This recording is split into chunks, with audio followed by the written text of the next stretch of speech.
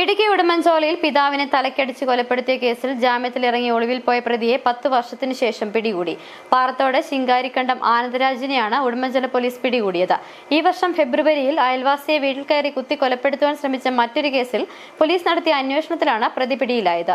ഇയാൾ 2018-ൽ സ്ത്രീയെ ബലാത്സംഗം ചെയ്ത കേസിലും പ്രതിയാണ്.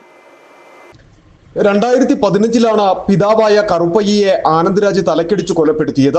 ഈ കേസിൽ ജയിലിലായ പ്രതിക്ക് തൊടുപുഴ കോടതി പിന്നീട് ജാമ്യം നൽകിയിരുന്നു. ജാമ്യത്തിലിറങ്ങിയ പ്രതി തമിഴ്നാട്ടിലേക്ക് കടന്നു. ഇടയ്ക്കിടയ്ക്ക് നാട്ടിലെത്തുന്ന പ്രതി കുറ്റകൃത്യങ്ങൾ നടത്തിയ ശേഷം വീണ്ടും തമിഴ്നാട്ടിലേക്ക് കടക്കുകയായിരുന്നു രീതി.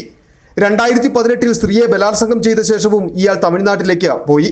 നെടുങ്കണ്ടം, ശാന്തൻപാറ, ഉടുമ്പൻചോല, രാജാക്കാട് പോലീസ് സ്റ്റേഷനുകളിൽ ഇയാൾക്കെതിരെ നിരവധി കേസുകളുണ്ട്. പോലീസ് അന്വേഷിച്ച് ചെല്ലുമ്പോൾ സ്ഥലത്തു നിന്നും മുങ്ങുകയാണ് ഇയാളുടെ പതിവ്. ഈ ഫെബ്രുവരിയിൽ പാറത്തോട്ടിലെത്തിയ പ്രതി അയൽവാസിയായ ഈശ്വരനെ വീട്ടിൽ കയറി കുത്തി കൊലപ്പെടുത്തുവാൻ ശ്രമിച്ചു. ഉടുമ്പൻചോല പോലീസ് ഈ കേസിലുള്ള അന്വേഷണം മാസങ്ങളായി നടത്തുകയായിരുന്നു. കഴിഞ്ഞ ദിവസം മധുരയ്ക്ക് സമീപം പ്രതി ഉണ്ടെന്നറിഞ്ഞ പോലീസ് സ്ഥലത്തെത്തി ഇയാളെ പിടികൂടുകയായിരുന്നു. മധുര കല്ലുവെട്ടിയിൽ നിന്നാണ് പ്രതിയെ പിടികൂടിയത്. പാറത്തോട് ശിങ്കാരിക്കണ്ട ഭാഗത്ത് വെച്ച് ഈശ്വരൻ എന്നയാളെ അയാളുടെ വീട്ടിൽ കയറി ഉപദ്രവിക്കുകയും ദേഹോദ്രവം ചെയ്ത് ശേഷം തമിഴ്നാട്ടിൽ പോയി ഒളിവിൽ കഴിയായിരുന്നു. അപ്പോൾ ഇന്നലെ തമിഴ്നാട്ടിൽ മധുരയിൽ വെച്ച് അന്വേഷിച്ച് കണ്ടെത്തി എന്നിവരെ കൊണ്ടുവന്ന് ചോദ്യം ചെയ്ത് പുള്ളി കുറ്റം സമ്മതിക്കാതെ പ്രതി അറസ്റ്റ് ചെയ്തിട്ടുള്ളതാണ്. പ്രതിയെ ഇന്ന് പാറത്തോട്ടിലെത്തിച്ച് തെളിവെടുപ്പ് നടത്തി. അയൽവാസിയെ അപായപ്പെടുത്തുവാൻ ഉപയോഗിച്ച കത്തി പ്രതിയുടെ വീടിന് പിൻഭാഗത്തു നിന്നും കണ്ടെടുത്തു. പ്രതിയെ നെടുങ്കണ്ടം കോടതിയിൽ ഹാജരാക്കി.